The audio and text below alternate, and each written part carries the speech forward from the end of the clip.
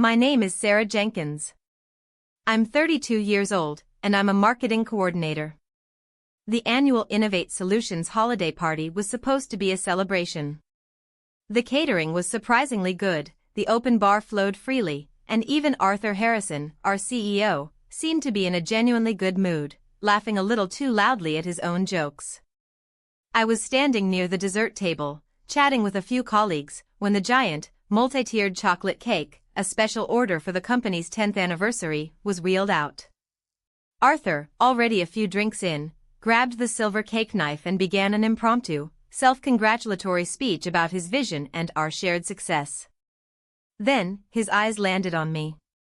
He made a snide remark about my eagle eye for details and how I kept him honest, a backhanded compliment he often used.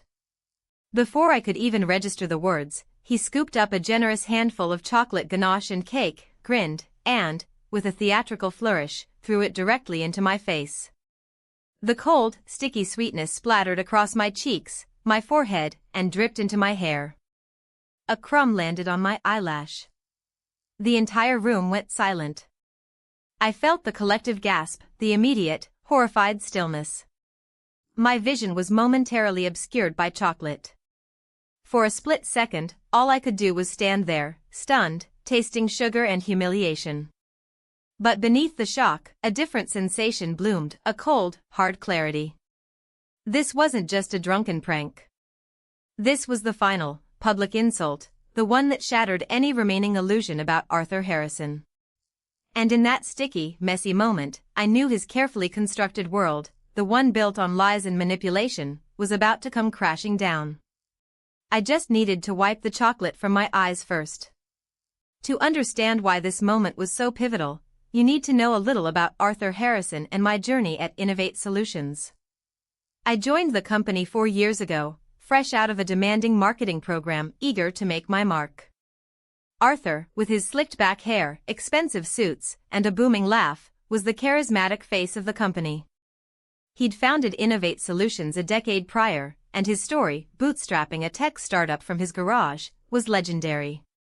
He had a way of making you feel like you were part of something bigger, a true visionary leading the charge. For the first year, I bought into it completely. I worked tirelessly, often staying late, fueled by the belief that I was contributing to a genuinely innovative company.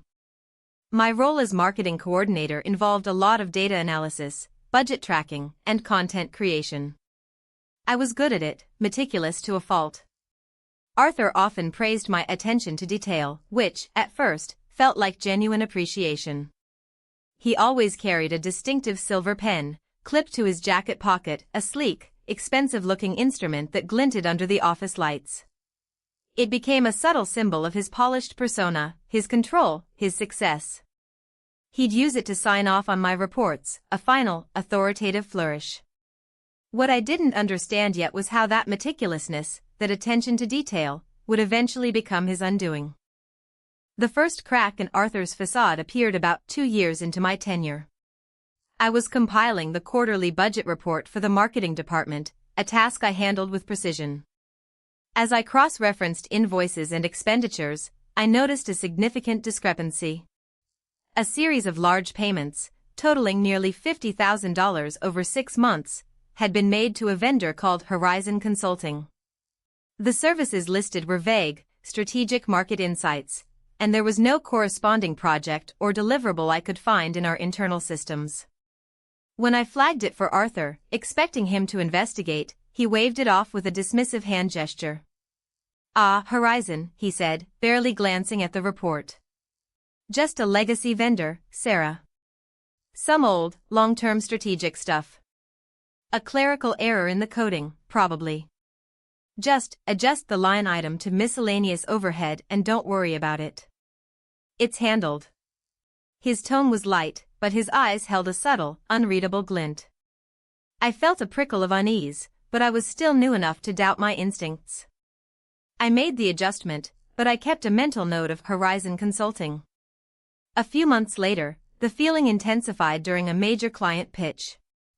I had spent weeks crafting the presentation, researching market trends, designing compelling visuals, and writing the script. It was, arguably, my best work to date. Arthur, as was his custom, took the lead in the meeting. He delivered the presentation flawlessly, captivating the room. But when the client praised his incredible vision and his brilliant insights, Arthur simply smiled, accepting the accolades without so much as a nod in my direction. Later, he clapped me on the shoulder, saying, "Great team effort, Sarah. That's how we do it here." The sting of invisibility was sharp. It wasn't just about credit, it was about a pattern of taking, of presenting other people's work as his own, all while maintaining that charming, benevolent boss persona. The real turning point came when Arthur assigned me a seemingly innocuous task, organizing his personal project files from his previous company, Global Innovations, which he'd left a year before starting Innovate Solutions. He said he needed to clear out some old digital clutter. As I sifted through years of documents, I stumbled upon a folder labeled Apex Innovations. Inside, I found invoices, contracts, and internal memos. Apex Innovations was another consulting firm, strikingly similar to Horizon Consulting, but these documents dated back to his time at Global Innovations. The invoices were for equally vague services, and the amounts were substantial. What truly caught my eye was the name of the principal consultant listed on the Apex documents, Mr. A. Harrison. Not Arthur Harrison, but close enough to raise an immediate red flag. My gut twisted. I filed them away as instructed, but the name Apex Innovations burned itself into my memory. That detail mattered later. The pressure escalated gradually. Arthur started asking me to optimize our marketing reports for investor updates. Just make the projections look a little more aggressive, he'd say, round up a few figures here and there. It's about presenting confidence, Sarah, not just raw data. I pushed back, gently at first, explaining the ethical implications of misrepresenting data. His charm began to crack. He became colder, his smiles tighter. He started hinting at performance reviews, mentioning that perhaps my attention to detail was making me too rigid for a fast-paced environment. I knew then that his requests weren't about confidence, they were about deception. He was trying to push me into complicity, or to sideline me if I refused. It was during this period that I finally connected the dots. The clerical error with Horizon Consulting, the vague services, the similar-looking Apex Innovations from his past, and now the demands to optimize figures. Arthur wasn't just an egomaniac, he was a con artist. He was using shell companies to funnel money out of the businesses he ran, billing for phantom services. His success wasn't just built on vision, it was built on fraud. The secret wasn't a personal indiscretion, it was a sophisticated financial scam. I knew I couldn't just quit and let him continue. I had to expose him. I began my preparation meticulously, leveraging my attention to detail against him. I didn't have access to bank statements or internal accounting ledgers beyond what was directly relevant to marketing, but I had plenty. I went back through every archived marketing budget, cross-referencing vendor payments. I found more suspicious invoices, not just for Horizon Consulting, but for other vague entities that had billed Innovate Solutions for nebulous strategic partnerships or market research.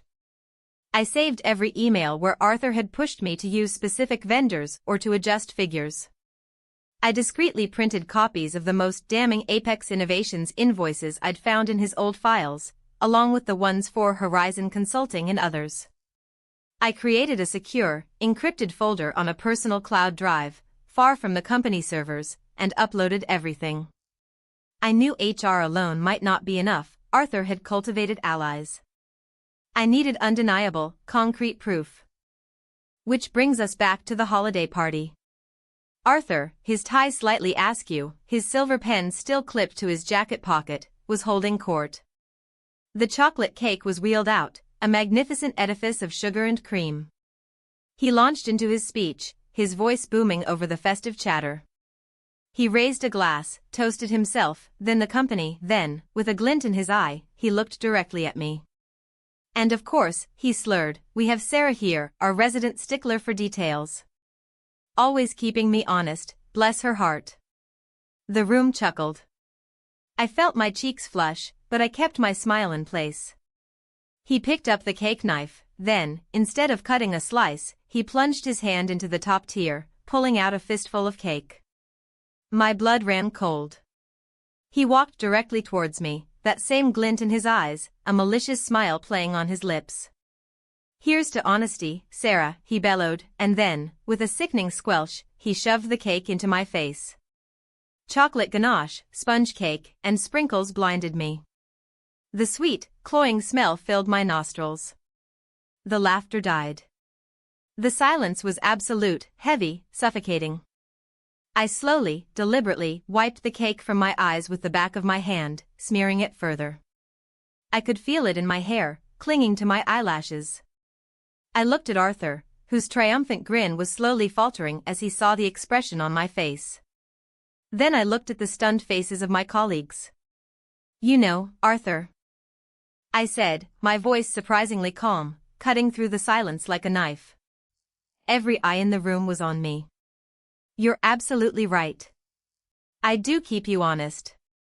And I've been doing a very thorough job of it." I reached into my small clutch bag, pulling out my phone. On the screen, I had a PDF open, a clear image of one of the Apex Innovations invoices, showing a billing discrepancy of over $75,000 for strategic guidance that never materialized. I held it up, not quite for everyone to read, but for Arthur to see, a silent, damning accusation. "In fact," I continued, my voice gaining strength, "I've been keeping track of how you've been optimizing our company's finances, especially through your little shell company, Apex Innovations. And Horizon Consulting." Maybe, I paused, looking directly at our head of HR, Ms. Evelyn Reed, who stood frozen near the punch bowl. "HR and our investors would be very interested in seeing the invoices for those consulting services you've been billing us for. The ones where the principal consultant is of Mr. Harrison from your previous company, Global Innovations, and the ones here at Innovate Solutions that simply vanish into miscellaneous overhead." Arthur's face, which had been contorted in a mixture of shock and dawning horror, went utterly white. His mouth opened and closed soundlessly. Ms. Reed, recovering her composure, immediately stepped forward. "Sarah, Arthur, what is going on here?" she demanded, her voice sharp. The party had dissolved into a chaotic murmur. I lowered my phone, looking at Arthur one last time. "It's simple, Evelyn," I said, my voice steady. "Arthur here just got a taste of his own medicine. And now, he's about to get a taste of the truth." The aftermath was swift and brutal for Arthur. Ms. Reed immediately ushered us both into a private office, followed by our CEO, Mr. Thompson, who had arrived just as I was making my revelation. I calmly presented my evidence, the printed invoices, the emails, the budget discrepancies, the timeline I had constructed. I explained how Arthur had used his position to create fictitious consulting firms, billing Innovate Solutions for services that were never rendered, systematically siphoning company funds. Mr. Thompson's face grew grimmer with each piece of evidence. Arthur, meanwhile, tried to bluster, to deny, to accuse me of slander, but his words lacked conviction. He knew I had him. Arthur was placed on immediate administrative leave. The next day, a full internal investigation was launched, involving external auditors. It confirmed my findings and unearthed even more layers of his financial misconduct. The shell companies, the phantom services, the manipulated reports, it was all there, laid bare. Within 2 weeks, Arthur Harrison was fired. The company decided not to press criminal charges, opting instead for a quiet dismissal and a civil suit to recover the embezzled funds, wanting to avoid a public scandal. Innovate Solutions had been wounded, but it would survive. My role in all of this was complicated. Some colleagues, the ones who had been loyal to Arthur, viewed me with suspicion, even hostility. Others, the ones who had quietly suffered under his charm and manipulation, came to me, offering their thanks and sharing their own stories of his subtle abuses. Mr. Thompson offered me a promotion, a role in compliance, praising my integrity and courage. But the truth was, the whole experience had left a bitter taste. The company, despite its efforts to rectify the situation, still felt tainted. I couldn't stay. I needed a fresh start, a place where honesty wasn't something you had to fight for, but a given. I resigned a month later, after the dust had settled.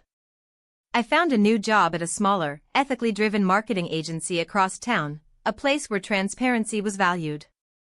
The memory of the chocolate cake in my face still surfaces occasionally, a visceral reminder of humiliation and defiance. Arthur Harrison's perfectly polished silver pen, which I used to see clipped to his jacket as a symbol of his authority and success, now represents something else entirely. It reminds me of the meticulous details that, when finally brought into the light, can unravel even the most carefully constructed lies. Some secrets, once revealed, create a new, clearer path.